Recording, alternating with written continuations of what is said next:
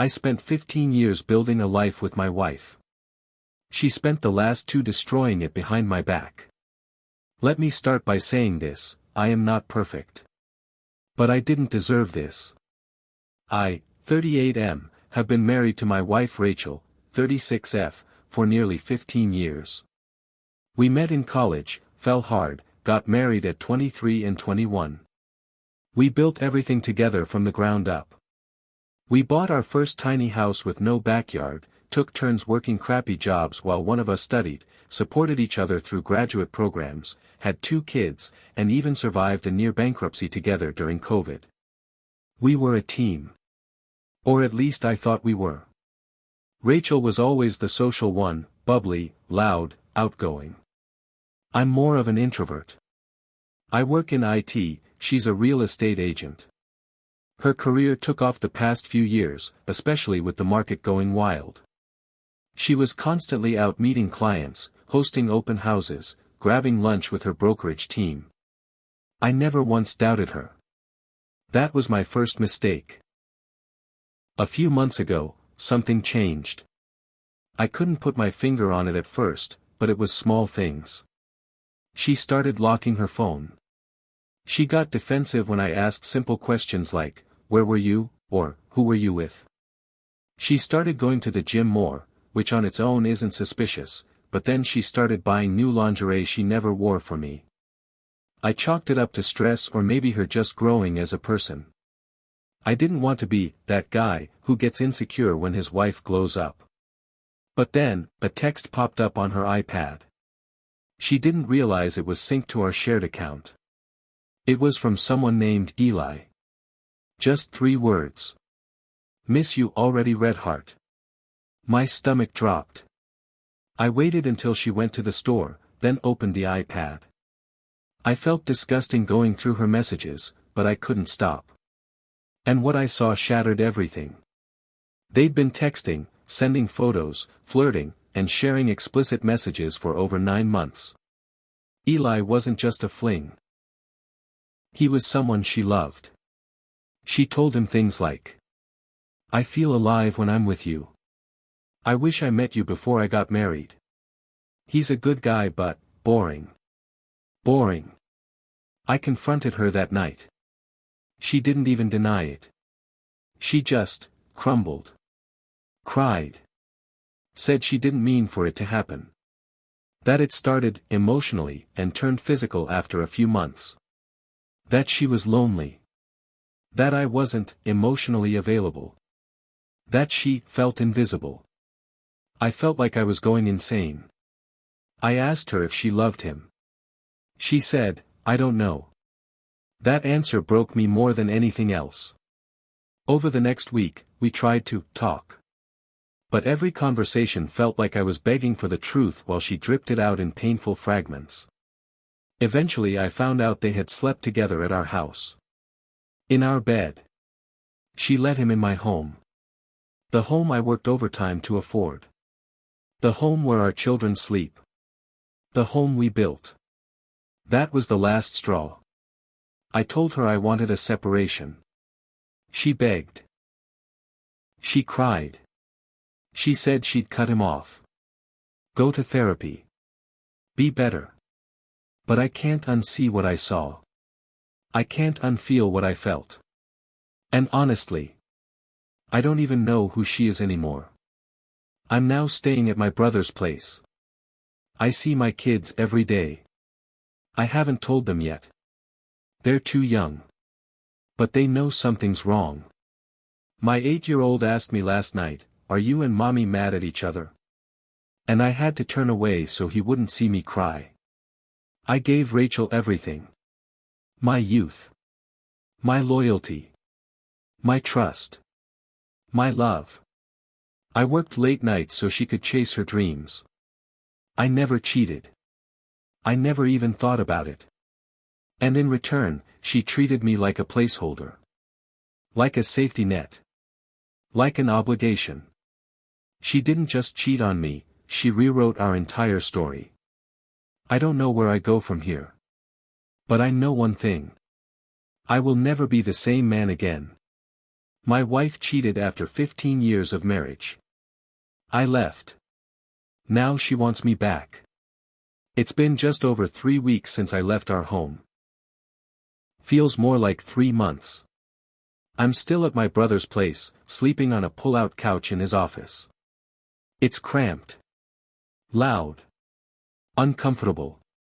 But at least it's honest. No secrets here. No lies.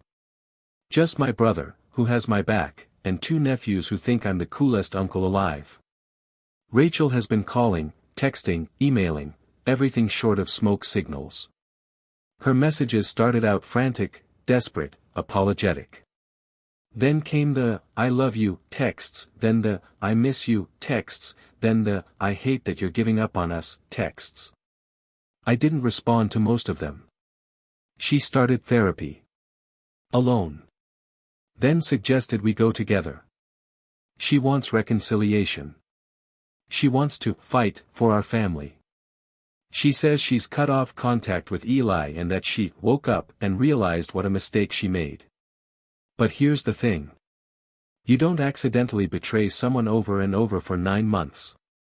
You don't wake up from cheating in the bed where your children sleep down the hallway. You choose that. She didn't just betray me, she risked everything we built. For what? For excitement. For someone who made her feel seen. For a man who disappeared the moment she told him she got caught. Yeah. I checked. After I exposed everything, Eli ghosted her. Poof. Just like that. The other day, she showed up at my brother's house with a box. Said she wanted to give me something real. Inside were old letters I'd written her in college. Photographs from our wedding. A bracelet I bought her on our 10th anniversary. And a framed picture of me holding our daughter the day she was born. She was crying. I wasn't. I told her I appreciate the gesture, but it doesn't erase what she did. She begged me to come home, even if just to talk. I told her I wasn't ready. Truth is, I'm not sure I ever will be. Now about the kids. This has been the hardest part. Our son is 8. Our daughter is 5. We told them I'm staying with Uncle James for a while, but kids are smart. My son asked me last night, "Did you and Mommy get in a fight?" And then, quieter, "Is it because of the man she was texting?" I froze. I asked him how he knew about that. He shrugged. I saw her phone once. I didn't tell. I thought it was a secret. My heart shattered all over again. I hugged him tight and told him it wasn't his fault, and that I loved him more than anything in the world. But in that moment, I realized something. Even when you try to shield kids from pain, they feel it anyway. They sense the tension, the silence, the shift in hugs, the absence at bedtime. I don't know what kind of damage this will cause long-term. But I do know I will never lie to them. Not like Rachel did to me. Now here's where it gets even messier. I talked to a lawyer. I didn't want to, not yet, but after what happened last week, I had no choice. Rachel told a mutual friend that she was worried I might try to take the kids away from her.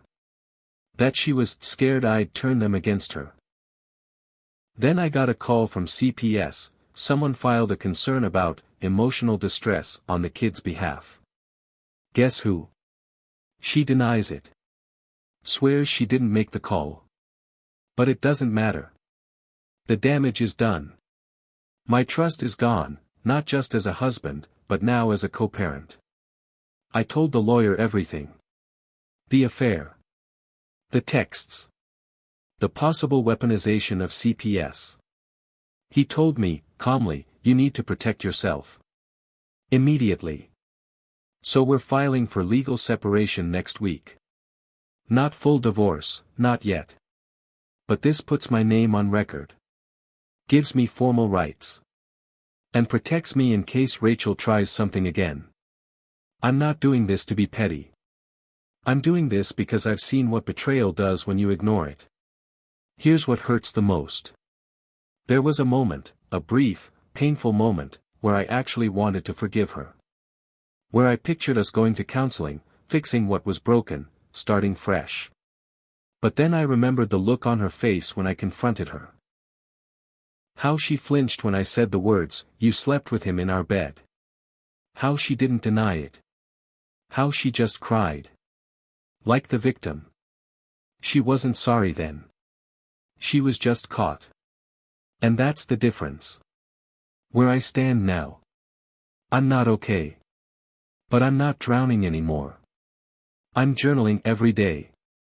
I'm seeing a therapist, a great one. I'm going for walks, even on days when it hurts to move. I'm reconnecting with friends I lost touch with.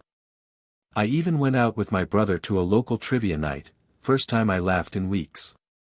I'm learning how to breathe again. Rachel still texts me every morning, "Good morning. I still love you." I still don't respond. Maybe one day I'll be able to forgive her. But I'll never forget. And I'll never go back to a version of myself who trusted her blindly. That man died the moment she chose someone else over our family. My wife cheated, I left, and now I'm fighting for my kids and my future. A month ago, I was a husband. A full-time father. A man who believed in the life he built. Now, I'm navigating lawyers, custody negotiations, and rebuilding from ground zero, emotionally, financially, and spiritually. If you told me last year that my marriage would be over and my wife would sleep with another man in our bed, I would have laughed in your face. Now I don't laugh much at all. Let me catch you up. The legal battle begins. After consulting my attorney, I officially filed for legal separation 2 weeks ago. Not divorce, not yet, but that's clearly where we're headed. Rachel was shocked when she got the notice. She texted. "I thought you said you weren't going to take this nuclear." Right. Me. I took it nuclear, not the person who cheated for almost a year while smiling at me across the dinner table. She told her parents, my former in-laws, that I was being cruel, denying her a chance to fix things, and ruining the family for no reason. Apparently, cheating doesn't count as a reason to end a marriage in her world. Now she's trying to play both sides, apologetic wife and victimized mother. One day she's texting me heartfelt apologies, begging to talk. The next, I hear from my lawyer that she's requesting majority custody of the kids. Not joint. Majority. She claimed I'm emotionally volatile, and that the children feel unsafe around me since I left. Meanwhile, I'm the one who reads them bedtime stories over FaceTime, makes their lunches during my visits, and answers their innocent questions like, "When are you coming home, Daddy?" Rachel's home is still filled with silence, tension, and unspoken questions. Mine, at my brother's, is loud, chaotic, small, but honest. My lawyer and I are preparing to request 50-50 custody. I've got character witnesses. Screenshots. Financial records. My parenting record is spotless. If she wants a fight, she'll get one. I'm not giving up my children without swinging. The worst betrayal came from a friend. This part hurts more than I expected.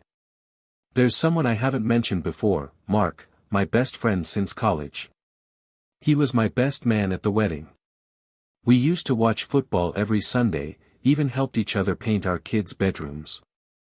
Mark was one of the few people I confided in when I found out Rachel cheated. He was furious. Said things like, "You deserve better, man." I always thought she was high maintenance. I believed he had my back. Until last week. I found out, through a mutual friend, that Mark had known about the affair for months. He didn't just know. He met Eli. Apparently, Rachel introduced them once during a work lunch, and Mark put 2 and 2 together. But instead of telling me, he decided to stay out of it. You know what his excuse was? I didn't want to get in the middle of something messy. Well, guess what, Mark? You weren't in the middle. You were holding the damn ladder while she climbed over the fence. I sent him one text. Don't ever contact me again. No response. Good. I don't need cowards in my corner. The kids know more than I thought. Last weekend, I took my kids to the zoo. It was a good day. Lots of smiles. Cotton candy. My daughter insisted on holding my hand the entire time, and my son wanted to sit next to me during the dolphin show. Then, on the drive home, my son said something that shattered me. Is mommy sad because of that other man?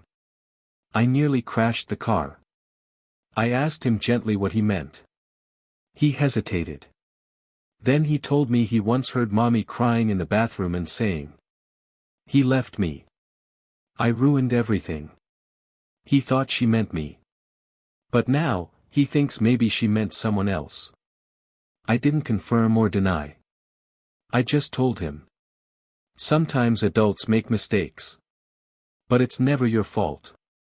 And I love you more than anything. He nodded. But he didn't smile. I hate what this is doing to them. They didn't deserve any of this. The day I realized I might actually be okay someday. This will sound small, but it felt huge to me. A few nights ago, I sat outside my brother's place, just watching the stars. I hadn't done that in years. No phone. No background noise. Just quiet. And for the first time since all this started, I didn't feel broken. Still sad, yes. Still grieving. But not shattered. I've lost my marriage. I've lost some friends. I've lost the image of a life I thought I had. But I haven't lost myself. I'm rediscovering who I am without Rachel. Without the lies. Without the exhaustion of carrying someone else's emotional weight while they chase affairs and half-truths. I'm still a father. A brother. A son. And maybe, one day, I'll be someone's partner again, someone who deserves me. But for now, I'm healing. Slowly. One day at a time. What's next? I meet with my lawyer next week to finalize the custody proposal. I'm moving into a small 2-bedroom apartment near the kids' school next month. I started going to the gym again. Not for revenge, for clarity. I signed up for a parenting support group for single dads. Never thought I'd need one. Now I wish I'd joined sooner. As for Rachel, she's still texting. Still crying. Still offering second chances. But there are no second chances for betrayal like that. Just lessons. And scars. I don't hate her. I truly don't. But I'll never trust her again. And that means there's no going back. To anyone reading this who's going through something similar. I know it feels like the ground has vanished beneath your feet. I know you wake up every morning and for half a second, forget, and then remember. I know the pain feels endless. But it does fade. 1 hour at a time. One breath at a time. One truth at a time. You'll find yourself again. I am. She's turning the kids against me. It's been a rough couple of weeks. After our custody mediation broke down, things got worse, not legally, but emotionally. Rachel has started subtly twisting the kids' perception of me. Last night, my 8-year-old son asked, "Why did you leave us?" Not, "Why did you and mommy split?" Not, "Why do you live in another house?" "Why did you leave us?" That crushed me. I sat down with him and explained, gently, that I didn't leave him or his sister. That I love them more than anything, and I'll always be here for them. I reminded him that parents sometimes make mistakes, and grown-ups sometimes need time to fix hard problems. He nodded, but I could see it in his eyes, someone's been talking. And it isn't me. I've stuck to the truth. I haven't once trashed Rachel to the kids. But she's clearly framing the story to make herself the victim and me the runaway. I spoke to my lawyer.